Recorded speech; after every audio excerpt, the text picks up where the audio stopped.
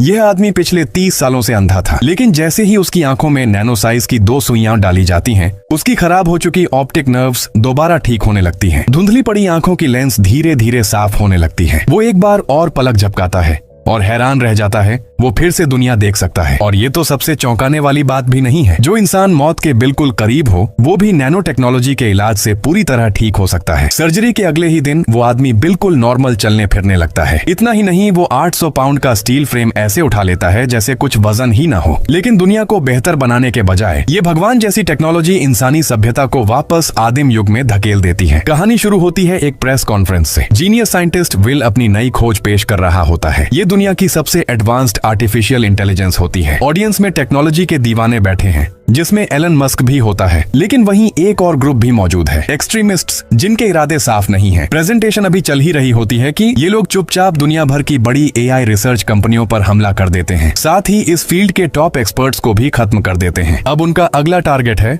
Will. तो तुम भगवान बनाना चाहते हो, अपना खुद का भगवान? कॉन्फ्रेंस खत्म होते ही एक एक्सट्रीमिस्ट वहीं पर विल पर हमला कर देता है। तुम सब गुलाम हो।